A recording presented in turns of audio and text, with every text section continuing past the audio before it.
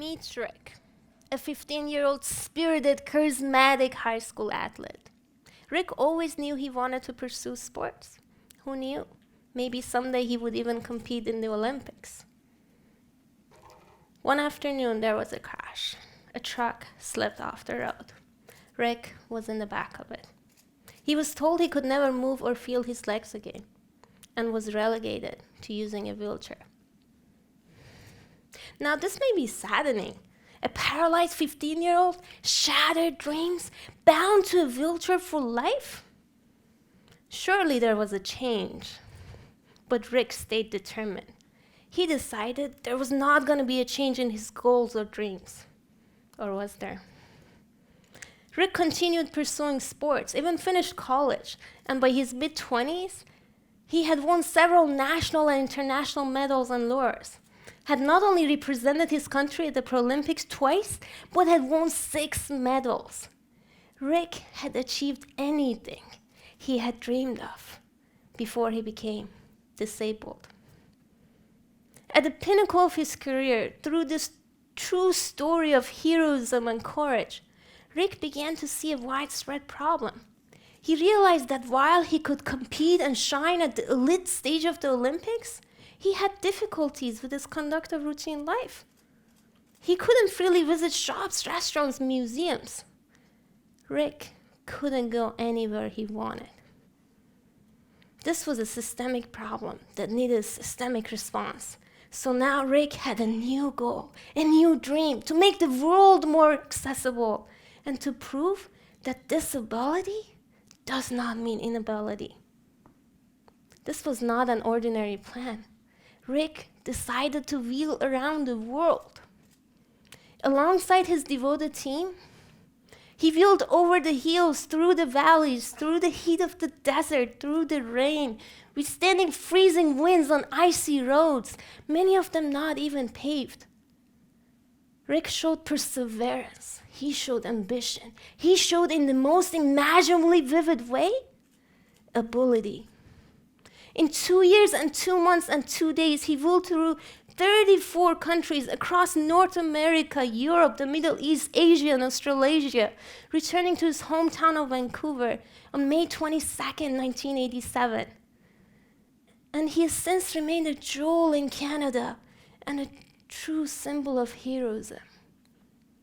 As he wheeled all those 25,000 miles around the world, he showed to the people in all those communities how limiting our building environment can be, but how unlimited human spirit is. What must we learn from Rick and his incredible feat? His success, despite his perceived disability, is a true testament to how important it is to not just adapt to a situation, but to change it. To not only live a happy, fulfilling life, but to share joy, share sorrow, share means to overcome challenges. Rick decided to not just cope with his new body, but to live because of it. While many heroes like Rick go on to dream and reach the extraordinary, many scientists, clinicians, and engineers also share a dream. They dream of understanding this injury, limiting its disability, and improving function. All in all, offering a cure. Now, what does it mean to have a cure? If you would please join me, let us do an exercise together. I'll sit with you. If you can, could you please make 2 fists? Great, thank you. Now, let's try to do something routine. Let's try to perhaps remove your watch or a bracelet. And if you're not wearing any, look at your neighbor awkwardly. They'll share. Now, how does it feel? Let's try that. Oh, it's so challenging, isn't it? Now, but you can imagine with therapy and perseverance, it might be done. Now, what if you could move just one time? Let's try that again. Oh, it feels a lot less challenging. Now, what if you could move all your fingers? what an incredible gift. When I was 15, I watched a movie. It's called Extreme Measures. This movie changed my life. That was when I learned about this gift and the challenges that exist for people with sustained injury. I had found my heroes, these extremely courageous individuals and their families who live and thrive and manage their lives in peace and happiness. I was inspired. I needed to be part of their lives. That day, I made a decision to pursue research in spinal cord injury, to make things more comfortable for my heroes, to regain one more function, to move one more finger, to feel the freshness of the grass underneath one more toe. We all have our wonderfully unique and diverse interests and skills. Pursuing my sizzling passion, I have become the best I can be. I am now an engineer and a scientist, and I develop devices to untangle the complex cascades of events that occurs after spinal cord injury and to improve function. One of the most revolutionary scientific advances in neuroscience involves synthesizing and controlling cells via light. It has provided a powerful technology to control exactly which one of the many neural types, where in the body, and when can be excited or inhibited. It has enabled us to decode and learn the neural network in our nervous system. But to use this technology, we need to deliver light to the targeted tissue. A conventional tool for light delivery is fiber optics. And in fact, there's much research involved that implants these rigid materials in the brain in animal models.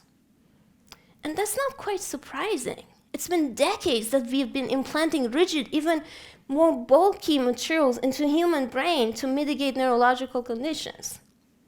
And while we have much to improve on, many of us have been benefiting from it for years. But if we were to implant these rigid materials in the spinal cord, where it's highly mobile and extremely sensitive and unforgiving, then we will just damage the spinal cord. So we embarked on a journey to design tools that we can deliver light to the spinal cord so we can harness the power of this technology and start learning about this injury and improving function. To do that, we have advanced the technology by which we engineer different components into an inch-sized object, something like this. And then we put it in the furnace and we start pulling at it. In the process, we're producing something like this. And as you see, we're producing a large amount, tens, even 100 yards of these hair-like fibers that have a structure similar to what we had engineered at the beginning. We can then couple these soft and flexible fibers to miniaturize and commercially available electronics and light sources. So now we have a device that we can deliver light to the spinal cord. As we experiment and study these devices in the spinal cord, upon trauma in an animal model, we first remove the pieces of bone from the lesion. And then we can insert this fiber with a light over the spinal cord. And so now we can stimulate a targeted group of neural cells in the spinal cord and then study its effects on nerve repair and muscle movement. We can even use this device to study the effects of light on nerve growth.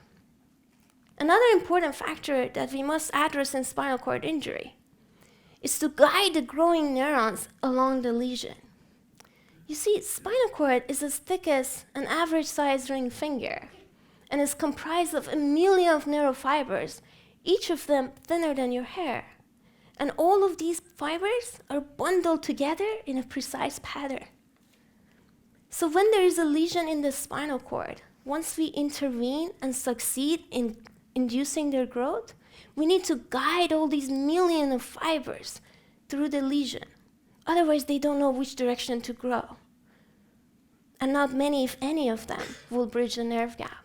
To do this, we can design structures that have tiny channels that confine the growth of these neurons and guide them along the lesion. In order to produce these structures, we use the same technology, but this time we engineer single channels, and then we can 3D print them into structures that mimic a patient's nerve. They can not only be used in the spinal cord, but they can also be used in the upper and lower limbs, even facial nerve. And we have the ability to introduce structures that are applicable for nerves that were innately branched. We also have the ability to produce these structures from a wide range of materials to further optimize nerve growth. We don't have a cure for spinal cord injury yet, but we are committed, focused, and determined to improving function. Meanwhile, many with a trauma to their back may regain some function on their own, or in very few cases, a lot of function. But the truth remains that most do not. It remains incumbent upon all of us to support those individuals, to build our environment to be more accessible, and to reinforce that as long as we have our spirit and dreams, as long as we hold on to our strengths, to our ambitions, to all that makes us who we are, there's prosperity. So the next time we see anyone in a wheelchair, whether it's ourselves, a friend, a loved one, or a stranger, let us not see a chair with wheels. Let us not see misfortune, no resignation, no defeat. Let us see spirit. Let us see ability. See 25,000 miles. See Rick Hansen. Thank you.